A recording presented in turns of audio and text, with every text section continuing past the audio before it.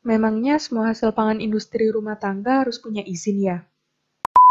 Sebelumnya, video ini akan menjelaskan tentang perizinan pangan industri rumah tangga atau PIRT pada UMKM di kawasan pariwisata. Dalam video ini akan dijelaskan tentang pengertian, dasar hukum, alasan adanya PIRT, keunggulan, cara perizinan, sanksi, dan kesimpulan. Bagian pertama adalah pengertian. PIRT atau Pangan Industri Rumah Tangga atau juga disebut dengan IRTP atau Industri Rumah Tangga Pangan adalah perusahaan pangan yang memiliki tempat usaha di tempat tinggal dengan peralatan pengolahan pangan manual hingga semi-otomatis. Definisi tersebut tercantum dalam Peraturan BPOM Nomor 22 Tahun 2018. Selanjutnya, dasar hukum. Dapat kita lihat bersama bahwa pemerintah sendiri sudah banyak membuat peraturan-peraturan terkait dengan PIRT ini sendiri. Maka dari itu, sebagai warga negara yang baik, maka kita, khususnya UMKM, wajib mentaati peraturan yang berlaku. Topik ketiga adalah alasan adanya PIRT. Alasan pemerintah menerapkan perizinan produksi dan edar bagi produk makanan dan minuman ialah untuk melindungi masyarakat dari ancaman pangan yang berbahaya. Selain itu, sebagai wujud pengawasan dan pembinaan pemerintah akan tata cara produksi pangan yang baik atau CPPB. Berikut keunggulan jika UMKM mengurus izin PIRT. Pertama, keamanan dan mutu produk terjamin. Produk jadi bebas dipasarkan secara luas, meningkatkan kepercayaan pembeli, meningkatkan nilai jual produk dapat masuk ke retail besar.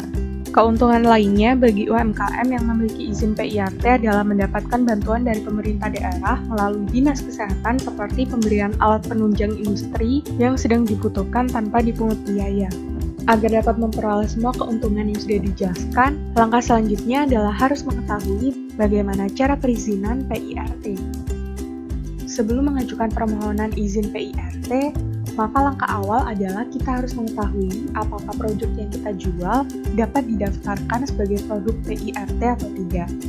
Jenis pangan yang diizinkan untuk memperoleh sertifikat perizinan pangan industri rumah tangga antara lain jenis pangan dari hasil olahan daging kering, hasil olahan ikan kering, hasil olahan unggas kering, hasil olahan sayur, hasil olahan kelapa, tepung dan hasil olahnya, minyak dan lemak, selai, jeli, dan sejenisnya, gula, kembang gula, dan madu, kopi dan teh kering, bumbu, rempah-rempah, minuman serbuk, hasil olahan buah, hasil olahan biji-bijian, kacang-kacangan, dan umbi. Selain itu adalah pangan yang merupakan hasil proses produksi PIRT di wilayah Indonesia dan bukan pangan impor. Lalu, jenis pangan yang mengalami pengemasan kembali terhadap produk pangan yang telah memiliki SPPIRT dalam ukuran besar atau bulk. Jika produk pangan sesuai dengan kriteria yang sudah disebutkan, selanjutnya adalah pergi ke dinas kesehatan terdekat untuk mendaftar di bagian pelayanan PIRT. Nah, dalam pengurusan perizinan ini tidak ada retribusi apapun atau gratis. Namun, jika diperlukan uji sampel bahan baku, pemohon perlu menanggung sendiri biaya pengujian di laboratorium. Biaya untuk pengujian laboratorium ini beragam tergantung laboratorium dan jumlah bahan yang perlu diuji. Selanjutnya adalah isi formulir. Di sini, pemohon harus mempersiapkan berkas administrasi yang dipersyaratkan oleh Dinas Kesehatan setempat. Persyaratan tersebut dapat berbeda di setiap daerah, tergantung dari kebijakan Dinas Kesehatan masing-masing. Selanjutnya adalah pemohon harus mengikuti PKP atau penyuluhan keamanan pangan, di mana di sini pemohon dituntut untuk dapat mencapai minimal skor 60 pada post-test sebagai syarat untuk dapat mengikuti tahap selanjutnya. Tahapan selanjutnya adalah survei tempat.